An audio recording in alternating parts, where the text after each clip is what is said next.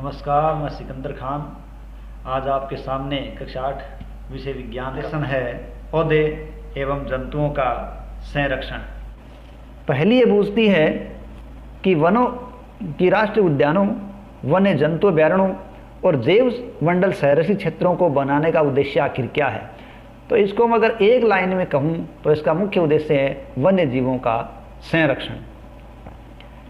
अगला बिंदु हमारे सामने है वनों उन्मूलन और इसके कारण। तो सबसे पहले देखते हैं कि वनों उन्मूलन का अर्थ क्या है। देखो, वनों उन्मूलन है वो मानव जाति के अस्तित्व के लिए एक धीरे धीरे बड़ा खतरा बनता जा रहा है। तो इस वनों उन्मूलन के बारे में देखें कि आखिर ये है क्या। तो वनों उन्मूलन क्या है। देखो, ऐसी भूमि से वनों का सफाया कर देना कि जहाँ वन ज़्यादा हों और फिर उस भूमि को वनों की बजाय अन्य काम में ले लेना वनों उन्मूलन कहलाता है। अर्थात साधारण शब्दों में कहें, वनों उन्मूलन का अर्थ है वनों को समाप्त करने के बाद प्राप्त भूमि का अन्य कार्यों में उपयोग कर लेना वनों उन्मूलन कहलाता है। यदि उस भूमि का हम अन्य कार्यों में यदि उपयोग कर लेंगे तो इसका मतलब वो वनों के लिए दोबारा हमें उपलब्ध नहीं होगी। इसके कारण वनों का उन्मूलन हमेशा के लिए हो जाएगा। अब इसके कई कारण हैं। कृषि के लिए भूमि प्राप्त करना इसका मुख्य कारण है। घरों और कारखानों का निर्माण करना ये भी एक मुख्य कारण है। फर्नीचर बनाने के लिए लकड़ी प्राप्त करना और साथ ही साथ ईंधन के रूप में लकड़ी प्राप्त करने के लिए भी ऐसा किया जाता है। इसके अलावा हम प्राकृतिक कारणों में देख सकते हैं, दावानल एवं भीषण सूखा भी वनों उन्मूलन का मुख्य कारण है। दावानल यानी जंगल में लगने वाली आग, और कभी कभी भीषण सूखा पड़ता है, वो भी वनों उन्मूलन का कारण बनता है। तो इस प्रकार हम देखते हैं कि कई कारण ऐसे हैं जो मानव निर्मित कारण हैं और कई कारण ऐसे हैं जो प्राकृतिक कारण हैं। अब हम देखते हैं कि इस वनों उन्मूलन का प्रभाव क्या पड़ता है। तो वनों उन्मूलन से कई प्रभाव पड़ते हैं। देखिए, वनों उन्मूलन से सबसे पहला प्रभाव है पृथ्वी पर तापमान में वृद्धि। न केवल तापमान में वृद्धि होगी बल्कि प्रदूषण का स्तर भी बढ़ जाएगा तथा वनों के उन्मूलन से वायुमंडल में कार्बन डाइऑक्साइड की मात्रा बढ़ेगी। साथ ही साथ भूमि का जल स्तर कम हो जाएगा। इससे हमारा प्रकृति का संतुलन प्रभावित होगा, जो हमारे लिए किसी भी दृष्टि से अच्छा नहीं है। अर्थात वनों उन्मूलन से पृथ्वी पर ताप और प्रदूषण बढ़ेगा, कार्बन डाइऑक्साइड की मात्रा बढ़ेगी, भूमि का जल स्तर निम्न होगा और हमारी प्रकृति का संतुलन बिगड़ जाएगा। यहाँ प्रोफेसर अहमद बताते हैं कि यदि अनवरत कटाई चलती रही तो वो कटाई हमारे लिए और भी मुश्किल खड़ी करेगी। क्यों? क्योंकि वर्षा और भूमि की उपजाऊ क्षमता में कमी आ जाएगी। इसके अलावा बाढ़ और सूखे जैसी प्राकृतिक आपदाओं की संभावनाएं बढ़ जाएगी। यहाँ बुझों के मन में एक सवाल आ रहा है कि वनों उन्मूलन से एक ओर वर्षा में कमी आती है तो दूसरी ओर बाढ़ आती है, ऐसा कैसे संभव है। बुझों के दिमाग में प्रश्न है कि एक तरफ तो वर्षा में कमी है, दूसरी ओर बाढ़, ऐसा संभव कैसे है। तो देखिए, ऐसा संभव है। देखो, हम जानते हैं पौधे अपना भोजन जिस क्रिया द्वारा बनाते हैं उस क्रिया को प्रकाश संश्लेषण कहते हैं। प्रकाश संश्लेषण की क्रिया के द्वारा पौधे अपना भोजन बना लेते हैं। तो पौधे जो भोजन प्रकाश संश्लेषण क्रिया में बनाते हैं उसमें उनको कार्बन डाइऑक्साइड की आवश्यकता होती है और इस कार्बन डाइऑक्साइड के कारण वो अपना भोजन बना लेते हैं। लेकिन यदि हम मानते हैं कि वनों उन्मूलन से पेड़ों की मात्रा लगातार कम हो जाएगी तो हमें ये भी मानना पड़ेगा कि उनके द्वारा ली जाने वाली कार्बन डाइऑक्साइड की मात्रा भी कम हो जाएगी। जब वो कार्बन डाइऑक्साइड की मात्रा कम इस्तेमाल करेंगे, इसका मतलब वायुमंडल में कार्बन डाइऑक्साइड की मात्रा लगातार बढ़ जाएगी। अगर कार्बन डाइऑक्साइड की मात्रा लगातार पृथ्वी पर बढ़ती है तो सूर्य से आने वाले किरणों को वो वापस पूरी तरीके से नहीं जाने देगी, क्योंकि वो धरती पर एक आवरण की तरह काम करती है। अब उनको वापस नहीं जाने देगी तो इसका मतलब पृथ्वी पर वैश्विक उष्णन होगा या ग्लोबल वार्मिंग जैसी स्थिति होगी, धरती का तापमान बढ़ेगा और धरती का तापमान बढ़ता है तो जल चक्र संतुलन बिगड़ जाएगा और वर्षा दर में कमी आती जाएगी, जो सूखे का कारण बन जाएगी। इस प्रकार हम कह सकते हैं कि पेड़ों की कमी के कारण कार्बन डाइऑक्साइड की मात्रा है वो यदि कम इस्तेमाल होती है तो वायुमंडल में वो कार्बन डाइऑक्साइड बढ़ती है और वो जल चक्र के लिए बिगाड़ने के लिए जिम्मेदार बन जाती है और साल दर साल बरसात में कमी आती जाती है, जो अंत में सूखे का कारण बन जाती है।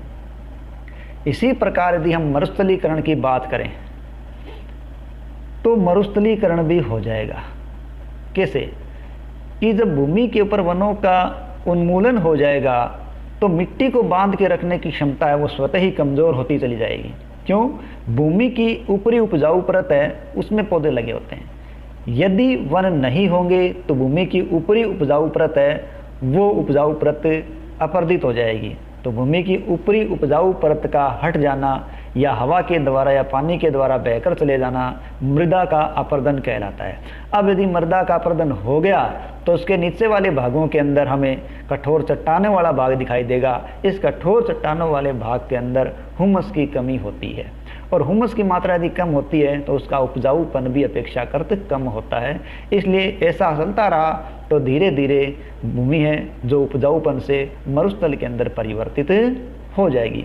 इस प्रकार हम कह सकते हैं कि भूमि का मरुस्थलीकरण भी हो सकता है और सूखा भी पड़ सकता है। इसके अलावा वनों उन्मूलन से मृदा की जल धारण क्षमता और भूमि की ऊपरी सतह, मृदा की जल धारण क्षमता और भूमि की ऊपरी सतह से जल का नीचे की ओर जो अंतः स्रवण होता है उस अंतः स्रवण पर विपरीत प्रभाव पड़ेगा। वो पानी नीचे नहीं जा पाएगा जिसका परिणाम पड़ेगा कि बाढ़ आएगी। इस प्रकार मरुस्थलीकरण ही नहीं बाढ़ का कारण भी वनों उन्मूलन बनता है। मृदा के अन्य गुण जैसे पोषक तत्व, गठन इत्यादि भी वनों उन्मूलन के कारण ही प्रभावित होते हैं। कुछ उत्पाद ऐसे हैं जो हमें वनों से प्राप्त होते हैं तो हमें उनकी यदि कटाई निरंतर करते रहें तो हमें प्राप्त होने वाले उत्पादों में लगातार कमी आती जाएगी और हमें कई कमियों का सामना करना पड़ेगा। इसलिए हमें समय रहते वनों के होते उन्मूलन को रोकना पड़ेगा। अब हम बात करते हैं वन एवं वन्य प्राणियों का संरक्षण कैसे करें। देखिए, पहली और बुजो ये वनों उन्मूलन के प्रभाव जानने के बाद चिंतित थे तो वो प्रोफेसर अहमद के पास जाते हैं और ये इस बारे में जांच पड़ताल करते हैं कि वन्य जीवों का बचाव कैसे किया जाए, उनको संरक्षित कैसे किया जाए। तो इस बात के बारे में उन बच्चों को जानकारी देने के लिए प्रोफेसर अहमद उन बच्चों को पचमढ़ी जैव मंडलीय संरक्षित क्षेत्र ले जाते हैं। पचमढ़ी जैव मंडलीय संरक्षित क्षेत्र ऐसा संरक्षित क्षेत्र है जहाँ पौधे और जंतु ऊपरी हिमालय की श्रृंखलाओं और निचले पश्चिमी घाट के समान है।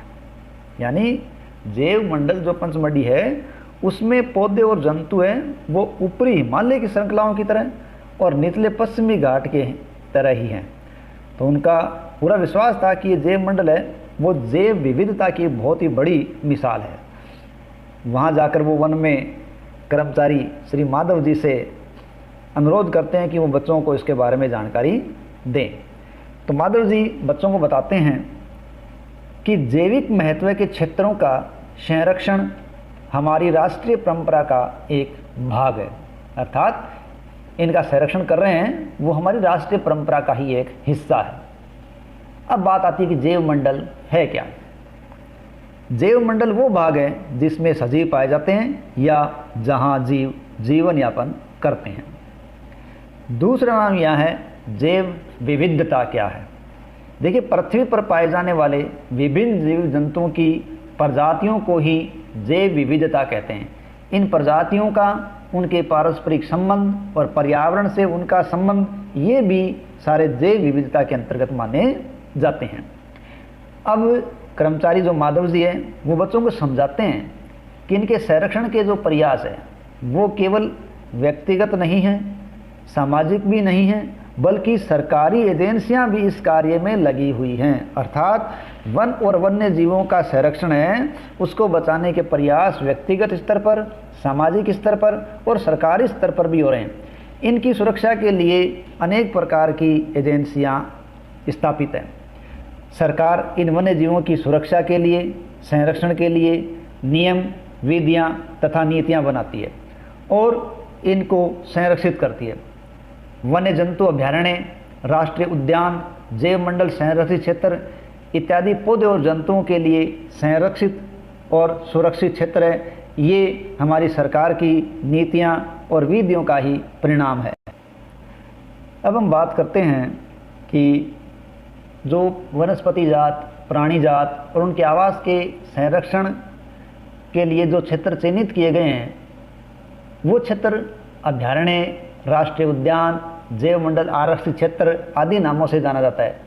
अब ये जो क्षेत्र हैं, चाहे वो अभयारण्य हो, राष्ट्रीय उद्यान हो, जैव मंडल आरक्षित क्षेत्र हो, इनकी खास बात ये होती है कि इन क्षेत्रों के अंदर वृक्षारोपण, कृषि, चारागाह, वृक्षों की कटाई, शिकार, खाल प्राप्त करने के लिए शिकार करना अर्थात पोचिंग करना इन क्षेत्रों में पूरी तरीके से प्रतिबंधित होता है। अब हम यहाँ देखें कि हमारे पास ये 3 नाम निकल के आ रहे हैं, वन्य जीव अभयारण्य, राष्ट्रीय उद्यान और जैव मंडल आरक्षित क्षेत्र। तो आखिर ये है क्या? तो सबसे पहले हम देखते हैं वन्य जीव अभयारण्य। देखिए, वह क्षेत्र जहाँ जंतु और उसके आवास किसी भी प्रकार के विक्षोभ या भय से सुरक्षित रहते हैं। यानी जहाँ जंतु का आवास ऐसा होता है उनको किसी प्रकार का भय या विक्षोभ नहीं रहता। जैसे हम अपने पास की बात करें, चूँकि हम चूरू जिले के निवासी हैं, तो हमारे पास एक अभयारण्य है और वो है ताल छापर अभयारण्य, जहाँ हमने काले हिरणों या कृष्ण मृगों का संरक्षण दे रखा है। अगला जिसे नाम है राष्ट्रीय उद्यान। तो राष्ट्रीय उद्यान क्या है? वन्य जंतुओं के लिए आरक्षित क्षेत्र जहाँ वो निर्बाध रूप से या स्वतंत्र रूप से गति कर सकते हैं या भ्रमण कर सकते हैं तथा अपने आवास का और प्राकृतिक संसाधनों का वो इस्तेमाल कर सकते हैं, वो क्षेत्र राष्ट्रीय उद्यान के रूप में जाना जाता है। ठीक है, यानी वन्य जंतुओं का वो क्षेत्र जो आरक्षित है और उनके आवास में प्राकृतिक संसाधनों के स्वतंत्र उपयोग में किसी प्रकार का प्रतिबंध जंतुओं के लिए नहीं है, वो क्षेत्र उनका है, वो राष्ट्रीय उद्यान कहलाता है। अब बात करते हैं जैव मंडल आरक्षित क्षेत्र। देखिए, वन्य जीवन, पौधों और जंतु संसाधनों और उस क्षेत्र के आदिवासियों के पारंपरिक ढंग से जीवन यापन करने के लिए जो विशाल क्षेत्र संरक्षित किया जाता है, उस संपूर्ण विशाल क्षेत्र को जैव मंडल आरक्षित क्षेत्र कहते हैं। अर्थात जैव मंडल आरक्षित क्षेत्र है वो अनेक विविधताओं से परिपूर्ण होता है, क्योंकि उस क्षेत्र के अंदर वहाँ के आदिवासियों को भी पारंपरिक ढंग से जीवन यापन करने दिया जाता है, उनको वहाँ से निकाला नहीं जाता, अर्थात वो अपने उसी क्षेत्र के अंदर रहकर अपना जीवन यापन कर सकते हैं। जैव मंडल आरक्षण। देखिए, जैव विविधता के संरक्षण के उद्देश्य से जैव मंडल आरक्षित क्षेत्र बनाए जाते हैं। तो इनका मुख्य उद्देश्य क्या हो गया? जैव विविधता का संरक्षण। अब बात आती है कि जैव विविधता है क्या। देखिए, जैव विविधता का मतलब है किसी क्षेत्र विशेष में पाए जाने वाले पौधे, जीव जंतु आदि की संख्या और प्रजातियां उस क्षेत्र की जैव विविधता कहलाती है। किसी क्षेत्र का जो जैव मंडल है वो आरक्षित क्षेत्र उस क्षेत्र की जैव विविधता और संस्कृति को बनाए रखने में मदद करता है। किसी भी क्षेत्र का जो जैव मंडल आरक्षित क्षेत्र है, उस क्षेत्र के अंतर्गत दूसरे और भी क्षेत्र संरक्षित हो सकते हैं। जैसे हम बात करें पंचमढ़ी जैव मंडल आरक्षित क्षेत्र, जो कि मध्य प्रदेश में।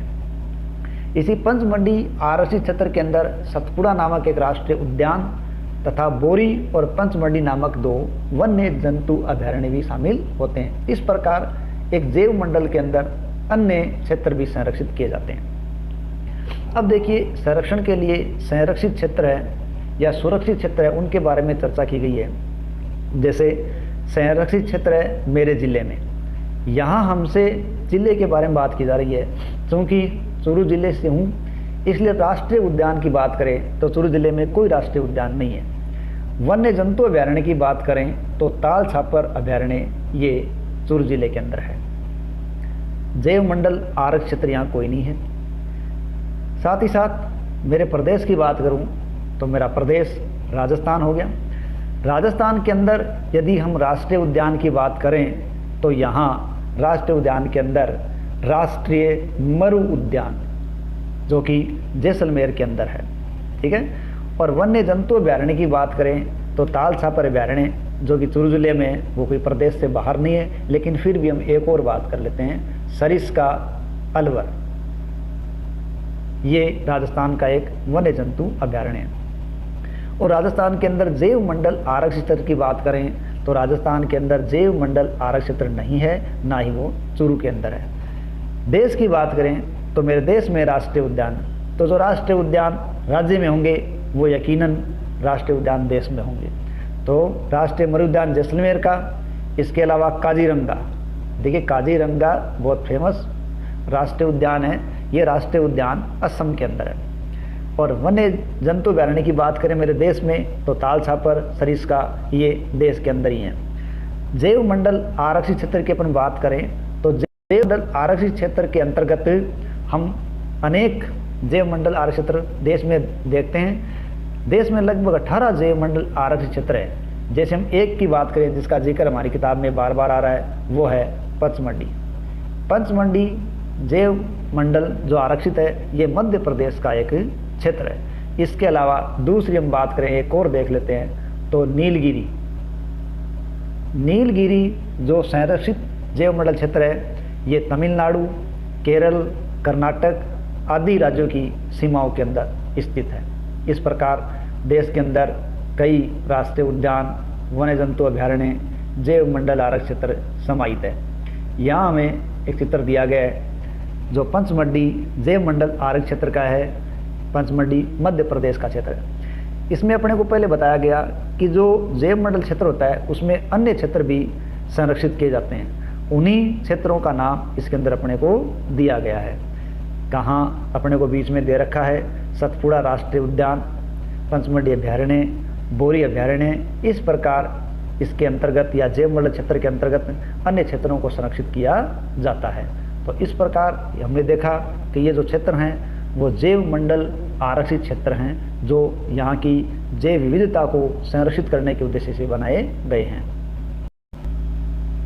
अब हम बात करते हैं पेड़ पौधे और जीव जंतुओं की। देखिए, एक होता है वनस्पति जात और एक होता है प्राणी जात। तो हम बात करते हैं वनस्पति जात कि किसी क्षेत्र विशेष में पाए जाने वाले पेड़ पौधे उस क्षेत्र के वनस्पति जात के नाम से जाने जाते हैं। किसी भी क्षेत्र में पाए जाने वाले पेड़ पौधे उस क्षेत्र के वनस्पति जात कहलाते हैं। अगर हम पंचमढ़ी संरक्षित क्षेत्र की बात करें तो इस पंचमढ़ी संरक्षित क्षेत्र के जो हम वनस्पति जात देखते हैं वो देखिए साल, सागौन, आम, जामुन, सिल्वर फर्न, अर्जुन इत्यादि, ये पंचमढ़ी क्षेत्र के वनस्पति जात हैं। इसी प्रकार किसी क्षेत्र में पाए जाने वाले जीव जंतुओं को प्राणी जात कहा जाता है। और इन्हीं प्राणी जात की अपन बात करें पंचमढ़ी क्षेत्र के अंदर तो चिंकारा, नीलगाय, बार्किंग हिरण, चित्तल, तेंदुआ, जंगली कुत्ता, भेड़िया इत्यादि, ये पंचमढ़ी जैव मंडल आरक्षित क्षेत्र के प्राणी जात हैं। तो इस प्रकार किसी क्षेत्र में पाए जाने वाले पेड़ पौधों को वहाँ का वनस्पति जात तथा जीव जंतुओं को वहाँ का प्राणी जात कहा जाता है। ये चित्र देखें, इस चित्र के अंतर्गत हमें पंचमढ़ी जो आरक्षित क्षेत्र है उस क्षेत्र के अंदर पाए जाने वाले जीव जंतुओं के बारे में बताया गया है। जैसे ए पर हम देखें जंगली कुत्ता, फिर चित्तल, फिर भेड़िया, तेंदुआ, ठीक है, इसके बाद फर्न, जामुन आदि का चित्र दिया गया है। ये सभी वो जीव हैं जो जैव मंडल आरक्षित क्षेत्र पंचमढ़ी के अंदर पाई जाती है। अब हमारा बिंदु है विशेष क्षेत्रीय प्रजाति। तो बात उठती है कि विशेष क्षेत्रीय प्रजाति आखिर होती क्या है। देखिए, विशेष क्षेत्रीय प्रजाति वो होती है जो किसी क्षेत्र विशेष में ही पाई जाती है, अन्य किसी भी क्षेत्र में वो प्राकृतिक रूप से नहीं पाई जाती। ये विशेष क्षेत्रीय प्रजाति पौधे की भी हो सकती है, किसी जंतु की भी हो सकती है। और ये विशेष क्षेत्रीय प्रजाति या तो केवल किसी राज्य में हो सकती है या केवल किसी देश की विशेष क्षेत्रीय हो सकती है। क्योंकि यहाँ हम जिक्र कर रहे थे पंचमढ़ी जैव मंडल आरक्षित क्षेत्र का, तो यहीं भ्रमण करने के लिए प्रोफेसर एमएस के साथ बच्चे आए हुए हैं। उन्होंने एक बड़ी गिलहरी को देखा जो विशाल थी और उसकी लंबी फरदार पूंछ थी। उन्होंने इस प्रकार की विशाल गिलहरी पहले नहीं देखी थी।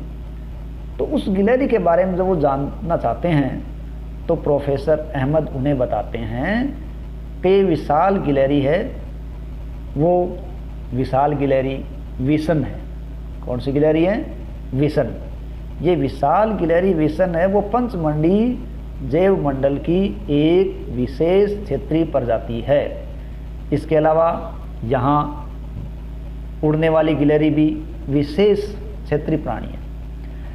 अब यहाँ यदि हम पौधों की बात करें, यानी जंतु की बात हम कर रहे हैं कि भारतीय विशाल गिलहरी, विसन, उड़ने वाली गिलहरी, ये इस क्षेत्र की विशेष क्षेत्रीय प्रजाति हैं। लेकिन हम जब पौधे की बात करें तो पंचमढ़ी जैव मंडल के अंदर विशेष प्रकार के पौधे हैं, जिनमें एक दृश्य अपने को यहाँ दे रखा है, जंगली आम और शाल के वृक्ष।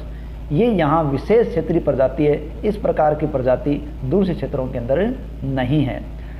अब पहले के दिमाग में प्रश्न आता है कि उसने सुना है कुछ विशेष क्षेत्रीय स्पीसीज लुप्त हो सकती है, क्या ये सही है?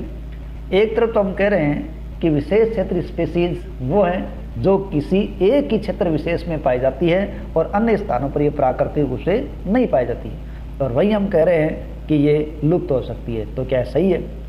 देखिए, विशेष क्षेत्रीय स्पीसीज लुप्त हो सकती है, इसमें कोई दो राय नहीं है, लेकिन ये नष्ट होने के कई कारण हैं। जैसे इन स्पीसीज के आवास नष्ट हो जाएं, या बढ़ती हुई जनसंख्या इनको संकट में डाल दे, या इनके क्षेत्रों में नई स्पीसीज का प्रवेश हो जाए, तो ये उनके प्राकृतिक आवास के लिए बुरा होगा, इसलिए इनके अस्तित्व को भी खतरा हो सकता है। तो इस प्रकार विशेष क्षेत्रीय स्पीसीज कैसे समाप्त हो सकती है या कैसे नष्ट हो सकती है? आवास के नष्ट होने से, जनसंख्या बढ़ने से, नई स्पीसीज के प्रवेश करने से इनके प्राकृतिक आवास पर प्रतिकूल प्रभाव पड़ेगा और इनका अस्तित्व संकट में आ सकता है। ये देखिए चित्र के अंदर आपको विशाल गिलहरी दी गई है जिसकी लंबी फरदार वाली पूंछ दिखाई गई है। ये पंचमढ़ी जैव मंडल की विशेष क्षेत्रीय स्थिति है। अब हम बात करते हैं स्पीसीज। देखिए स्पीसीज क्या है? सजीवों की समष्टि का एक ऐसा समूह है जो केवल एक दूसरे से अंतर्जनन करते हैं और एक दूसरे से अंतर्जनन करके संतान उत्पन्न करते हैं, अर्थात केवल अपनी जाति के सदस्यों के साथ ही वो जन्म करके संतान उत्पन्न कर सकते हैं, अन्य जाति के सदस्यों के साथ ऐसा नहीं होता। तो एक जाति के सदस्यों में एक जैसे सामान्य लक्षण पाए जाते हैं, वो स्पीसीज के रूप में जाने जाते हैं। अब हम बात करते हैं वन्य प्राणी अभयारण्य। तो वन्य प्राणी अभयारण्य क्या है? वे स्थान जहाँ प्राणियों अथवा जंतुओं को सुरक्षित रखा जाता है वन्य प्राणी अभयारण्य कहलाते हैं, अर्थात वन्य प्राणियों को सुरक्षित रखने के स्थान। यहाँ इन जंतुओं को या वन्य प्राणियों को मारना, शिकार करना, पकड़ना पूरी तरीके से प्रतिबंधित होता है और ये एक दंडनीय अपराध है। लेकिन बड़े अफसोस की बात है कि संरक्षित वनों के अंदर भी ये जीव सुरक्षित नहीं है, क्योंकि यहाँ आसपास रहने वाले लोग इन क्षेत्रों का अतिक्रमण करते हैं और उनको संकट में डाल देते हैं। इसी प्रकार कुछ लोग चोरी छिपे शिकार करके भी इनके प्राणों को संकट में डाल देते हैं। इस प्रकार कई ऐसे जीव हैं जो संकट में आ गए हैं। तो यहाँ हमें एक टेबल दी गई है, उस टेबल के अंदर हम देखते हैं किस प्रकार हमें यहाँ बताया गया कि कौन कौन से जो जीव है वो संकट में हैं। तो संकटापन्न वन्य जंतु हैं काले हिरण, श्वेत आंखों वाले हिरण, हाथी, सुनहरी बिल्ली, गुलाबी सिर वाली बत्तख, घड़ियाल, कच्छ, मगरमच्छ, अजगर, गेंडा इत्यादि। ये वे जीव हैं जो महत्वपूर्ण होते हुए भी संकट में आ गए हैं। हमारे वन्य प्राणी अभयारण्यों में इनको सुरक्षित और संरक्षित रखा गया है। अगर हम भारत के अभयारण्यों की बात करें तो हमारे देश में जो अभयारण्य हैं उनमें बड़े अलग अद्भुत अनूठे भूमि दृश्य हैं, जैसे बड़े समतल वन, पहाड़ी वन, बड़ी नदियों के डेल्टा की भूमि अथवा बुशलैंड आदि हमें इनके संरक्षित क्षेत्रों के रूप में दिखाई देते हैं। अब यहाँ हम ये बात देख रहे हैं कि जंतुओं को प्राकृतिक आवास और कृत्रिम आवास, दो प्रकार का आवास उपलब्ध होता है। तो कृत्रिम आवास और प्राकृतिक आवास में वो कौन सा आवास है जहाँ वो आराम से रह सकते हैं? देखिए, चिड़ियाघर छोटे प्राणियों को, जंतुओं को रखने का एक स्थान है जहाँ उनको एक कृत्रिम आवास है वो प्राकृतिक की तरह उपलब्ध करवाया जाता है। उनको पिंजरों में रखा जाता है, उनको भोजन पानी वहाँ दिया जाता है और वो वहाँ आराम से रहते हैं। लेकिन उनको वो आराम नहीं है जो उनको प्रकृति के अंदर प्राप्त हो सकता है। वहाँ वो एक बंधन रूप में व्यवस्थित रहते हैं जिनकी देखभाल करने के लिए लोग लगाए जाते हैं। अब हम बात करते हैं राष्ट्रीय उद्यान, जिनके बारे में हमने पहले भी बात की थी। शुरुआत के अंदर हमने बात की थी राष्ट्रीय मरु उद्यान की जैसलमेर के अंदर है। तो ऐसे ही अब राष्ट्रीय उद्यान क्या है, कैसे बनाए गए, क्या इस विशेष बात है, इसके बारे में अपन चर्चा करते हैं। तो इस पार्ट में हमने देखा जैव मंडल आरक्षण या आरक्षित क्षेत्र क्यों बनाए गए हैं, क्या है। हमने पंचमढ़ी आरक्षित क्षेत्र के बारे में देखा, वह अन्य क्षेत्रों में जो संरक्षण किया उनके बारे में देखा, तथा जिले में, प्रदेश में, देश में कौन कौन से उद्यान, राष्ट्रीय अभ्यारण्य या जैव मंडल उनके बारे में चर्चा की। इसके अलावा हमने वनस्पति जात, प्राणी जात आदि के बारे में अध्ययन किया और ये देखा कि किस प्रकार के जो प्राणी या वनस्पति जात है वो पंचमढ़ी जैव मंडल आरक्षित क्षेत्र के अंदर निवास कर रहे हैं और किस प्रकार उनको बचाना है। साथ ही साथ हमने विशेष क्षेत्रीय प्रजातियों के बारे में अध्ययन की जो किसी क्षेत्र विशेष में ही पाई जाती है और इसमें विशेष हमारा बिंदु रहा भारतीय विशाल गिलहरी, उड़ने वाली गिलहरी आदि पर, जो कि भारतीय विशाल गिलहरी है, विषण है। तो ये विशेष क्षेत्रीय है जो संकट में आ सकती है और हमें इनको संकट से बचाना है। राष्ट्रीय उद्यान के बारे में अध्ययन करेंगे। तो सबसे पहली बात, राष्ट्रीय उद्यान किसे कहते हैं? देखिए, राष्ट्रीय उद्यान वह क्षेत्र हैं जहाँ वनस्पति जात, प्राणी जात, दृश्य भूमि तथा ऐतिहासिक वस्तुओं का संरक्षण किया जाता है, राष्ट्रीय उद्यान कहलाता है। और सतपुड़ा राष्ट्रीय उद्यान भारत का पहला आरक्षित वन है। यहाँ सर्वोत्तम किस्म की टीक या सागवान इस वन में मिलती है। सतपुड़ा आरक्षित क्षेत्र की यही एक खास बात नहीं है, बल्कि अनेक दृष्टि से सतपुड़ा राष्ट्रीय उद्यान बहुत ही महत्वपूर्ण है। जैसा कि हमें इस ब्लॉग्स में इसके बारे में काफ़ी जानकारियाँ दी गई है कि सतपुड़ा राष्ट्रीय उद्यान की चट्टानों में आवास के साक्ष्य मिले हैं। इन वनों में मनुष्य की गतिविधियों की प्रागैतिहासिक प्रमाण मिले हैं। प्रागैतिहासिक वो काल जिसमें मनुष्य है उसको किसी प्रकार की लिपि के बारे में जानकारी नहीं थी, अर्थात मनुष्य का प्रारंभिक काल मान सकते हैं। तो उनकी गतिविधियों के बारे में जानकारी मिली है, जिससे में आदिवासियों का जीवन यापन कैसा था इसके बारे में जानकारी मिलती है। चट्टानों के इन आवास में मनुष्य की कुछ पेंटिंग भी मिली है, कुछ कलाकृतियाँ भी मिली हैं।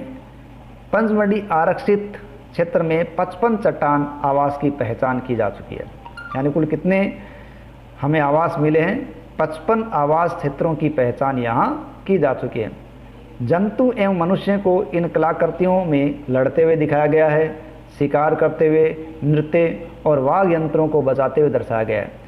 और आज भी हम जानते हैं कि बहुत से आदिवासी जंगलों में आज भी रह रहे हैं और अपनी सभ्यता और संस्कृति को बचाए हुए हैं। अगला हमारा टॉपिक है टाइगर प्रोजेक्ट या बाघ परियोजना।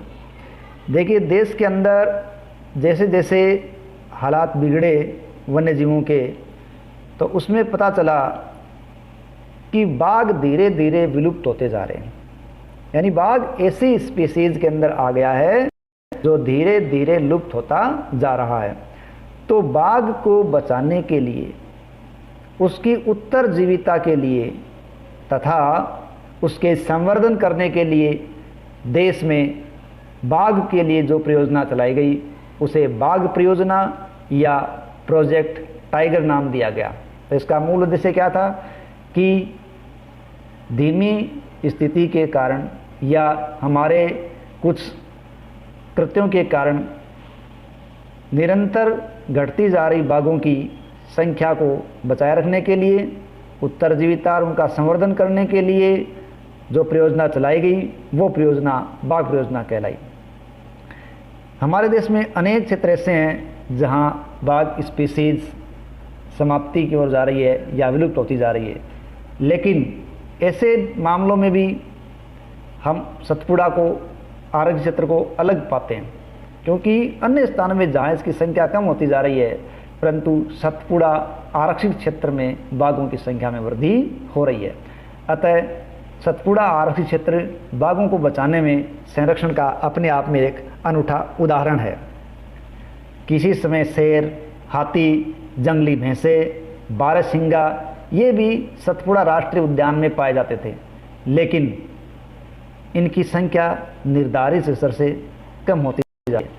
तो वे जंतु जिनकी संख्या एक निर्धारित स्तर से कम होती जा रही है वे विलुप्त हो सकते हैं, तो संकटापन्न जंतु कहलाते हैं। यानी जिनकी संख्या निर्धारित स्तर से कम होती जा रही है वो संकटापन्न कहलाते हैं। यदि शीघ्र ही उनके संरक्षण की तरफ ध्यान नहीं दिया गया तो वो विलुप्त हो सकते हैं, फिर हमें केवल वो तस्वीरों में ही दिखाई देंगे।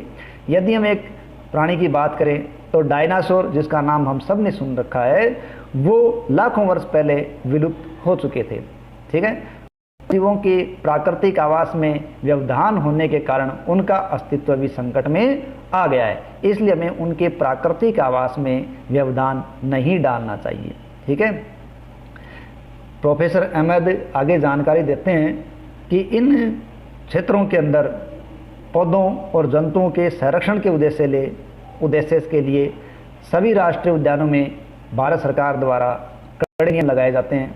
मानवीय गतिविधियां यहाँ संचालित नहीं की जा सकती, जैसे अपने पशुओं को चराना, अवैध शिकार करना, जानवरों को पकड़ना या उनका शिकार करना, ऐसी गतिविधियां यहाँ पूर्णतः प्रतिबंधित है। साथ ही साथ ये कानूनी रूप से अपराध भी है।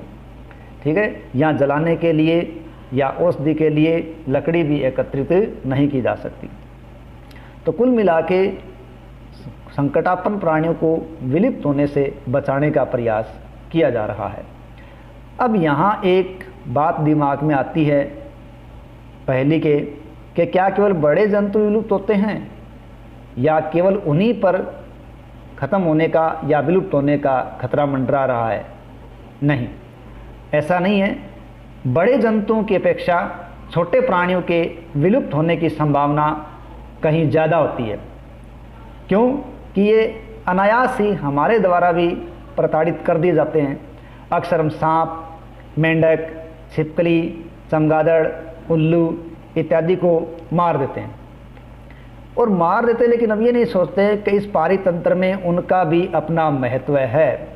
तो उनको मारकर हम स्वयं को नुकसानी पहुंचा रहे हैं, यानी खुद को नुकसान पहुंचा रहे हैं, क्योंकि वो हमारे इस पारितंत्र के एक भाग हैं। हालांकि वे आकार में छोटे हैं, लेकिन फिर भी पारितंत्र में हर छोटे बड़े प्राणी का अपना योगदान होता है। तो हम उस छोटे प्राणी के योगदान को भी नज़रअंदाज नहीं कर सकते। वे हमारी इस आहार जाल और आहार श्रृंखला के महत्वपूर्ण भाग है, जिन्हें बचाए रखना हमारी नैतिक जिम्मेदारी है, ताकि पारितंत्र सही रह सके। अब बात आती है कि पारितंत्र क्या होता है। देखिए, पारितंत्र प्रकृति के जैविक और अजैविक घटकों से मिलकर बनता है। तो किसी क्षेत्र के सभी पौधे, प्राणी और सूक्ष्म जीव तथा अजैव घटक जैसे जलवायु, भूमि, मिट्टी, नदी, डेल्टा आदि संयुक्त रूप से मिलकर एक पारितंत्र का निर्माण करते हैं। बुद्धों के दिमाग में बात आ रही है कि क्या इन संकटापन्न स्पीसीज का कोई रिकॉर्ड है? बिल्कुल, और इसके लिए red data book. Red data book किसे कहते हैं? रेड डाटा बुक वह पुस्तक है जिसमें सभी संकटापन्न स्पीसीज का या प्रजातियों का रिकॉर्ड रखा जाता है। रेड डाटा बुक कहलाती है। यह रेड डाटा बुक पौधों के लिए, जंतुओं के लिए और अन्य स्पीसीज के लिए अलग अलग होती है। प्रवास।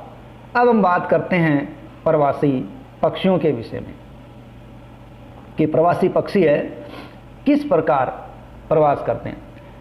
देखिए, अलग अलग क्षेत्रों के अंदर अलग अलग समय पर अलग अलग जगहों से पक्षी उड़कर आते हैं। जैसे हम बात करें जलवायु में परिवर्तन के कारण पक्षी प्रत्येक वर्ष दूर क्षेत्रों से उड़कर एक निश्चित समय पर आ जाते हैं और यहाँ अंडे देते हैं। ऐसा क्यों होता है?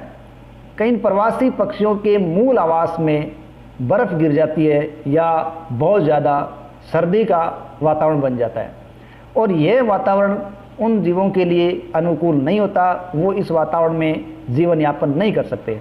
ऐसी स्थिति के अंदर ये पक्षी उड़कर सुदूर क्षेत्रों तक लंबी यात्रा करते हैं और वहाँ अंडे देते हैं, बच्चे पैदा करते हैं और जब उस क्षेत्र की जो परिस्थितियाँ हैं जिससे वो आए हैं वो रहने के लायक हो जाती हैं तो ये वापस अपने स्थानों की ओर लौट जाते हैं। तो ऐसे पक्षी जो उड़कर सुदूर क्षेत्रों तक लंबी यात्रा करते हैं प्रवासी पक्षी कहलाते हैं और इनके प्रवास का मुख्य कारण यही है कि वो अपने मूल आवास के अंदर अत्यधिक सर्दी को सहन नहीं कर पाते। ऐसी स्थिति में वो जनन करने के लिए दूसरे स्थानों की ओर चले जाते हैं। पहेली के दिमाग में कुछ बातें आ रही है, अगर हमारे पास लकड़ी ही नहीं बचेगी तो क्या होगा? क्या लकड़ी का कोई विकल्प उपलब्ध है? मैं जानती हूँ कागज़ एक महत्वपूर्ण उत्पाद है जो वनों से प्राप्त होता है। मुझे आश्चर्य है यदि कागज़ का कोई विकल्प उपलब्ध हो।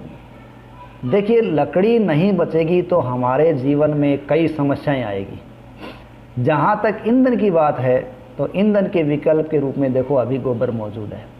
गोबर गैस के रूप में, एलपीजी गैस के रूप में हमारे पास विकल्प है, लेकिन इनको हर जगह पहुँचाना एक बड़ा मुश्किल काम है। गोबर हालांकि हर जगह मिल जाएगा, लेकिन रेगिस्तानी क्षेत्रों के अंदर लकड़ी एक महत्वपूर्ण स्रोत होती है, लेकिन वहाँ इसकी समस्या हो सकती है।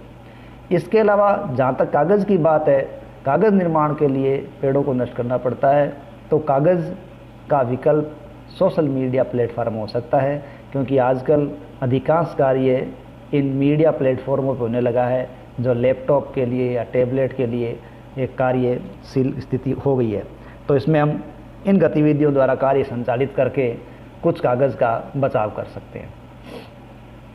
अब बात करते हैं कागज़ का पुनः चक्रण। देखिए, जब हम 1 टन कागज़ तैयार करते हैं तो 1 टन कागज़ तैयार करने के लिए हमें पूरी तरह से विकसित 17 वृक्षों को काटना पड़ता है। यानी 1 टन कागज़ के लिए पूरे विकसित 17 वृक्षों को काटना पड़ता है और वो 17 वृक्ष लगाने के लिए हमें पता नहीं कितना समय लग जाता है। इसलिए हमें कागज़ की बचत करनी चाहिए ताकि हमें पेड़ों को काटने की नौबत न आए। देखिए, ध्यान रहे कि एक कागज़ है उसका 5 से 7 बार पुनः चक्रण किया जा सकता है। यदि हम ये प्रण कर लें, निश्चित कर लें कि हम कागज़ बचाएंगे, उसका चक्रण करेंगे, तो हम कुछ पेड़ों को बचा सकते हैं। यदि कोई छात्र दिन में मात्र 1 कागज़ की बचत करता है तो हम 1 वर्ष में कई वृक्षों को बचा सकते हैं। इसलिए हमें कागज़ की बचत करनी चाहिए, इसका पुनः उपयोग करना चाहिए, पुनः चक्रण करना चाहिए। इसके द्वारा न केवल हम वृक्षों को बचाएंगे वरन कागज़ के उपयोग में आने वाले जल और ऊर्जा की बचत भी कर सकेंगे। क्यों? क्योंकि कागज़ निर्माण करने के लिए हमें ऊर्जा खर्च करनी पड़ेगी और जल भी खर्च करना पड़ेगा। यदि उसका निर्माण कम करना पड़ेगा तो जल ऊर्जा की बचत भी होगी। इसी के साथ साथ कागज़ उद्योगों में जो विशेष प्रकार के हानिकारक रसायन काम आते हैं, उन रसायनों के उपयोग के अंदर भी कमी आएगी।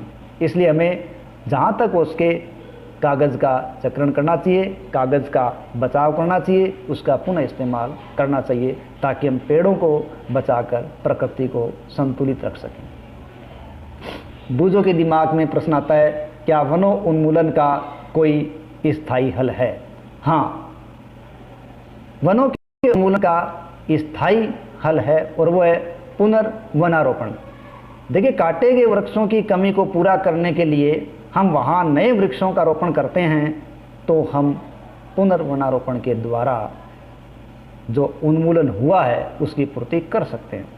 रोपण वाले वृक्ष सामान्य उसी स्पीसीज के होते हैं जो उस क्षेत्र में पाए जाते हैं। ऐसा करने से उस क्षेत्र में वो वन आसानी से लग जाते हैं। हमें ये प्रण करना चाहिए कि हम कम से कम उतने वृक्ष तो लगाएं जितने वृक्ष हम काटते हैं।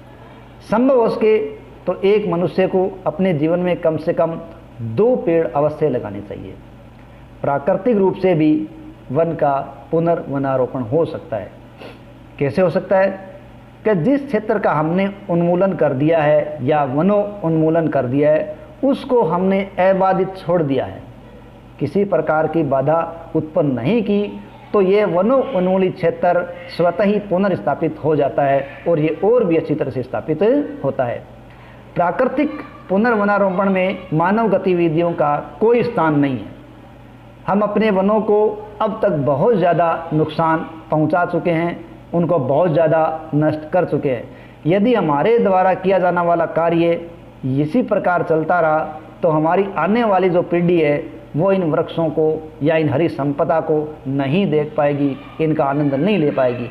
यदि हमें अपनी आने वाली पीढ़ी को ये हरी संपदा देनी है, उनको अच्छा पर्यावरण, अच्छा वातावरण देना है, तो हमें पेड़ों को बचाना होगा और अधिक से अधिक वृक्षारोपण करना होगा, ताकि हम अपनी आने वाली पीढ़ी को सही रख सकें, उनको एक उत्तम अच्छा पर्यावरण और वातावरण दे सकें। हमारे भारत सरकार द्वारा भी भारत वन संरक्षण अधिनियम बनाया गया है। इस अधिनियम का उद्देश्य यही है कि प्राकृतिक वनों का परिरक्षण किया जा सके, संरक्षण किया जा सके, और इस अधिनियम के साथ ये उपाय भी खोजे गए हैं कि वन और उसके समीप रहने वाले लोगों की मूलभूत आवश्यकताओं की पूर्ति हो सके और वो पेड़ों के संरक्षण में अपना योगदान दे सके।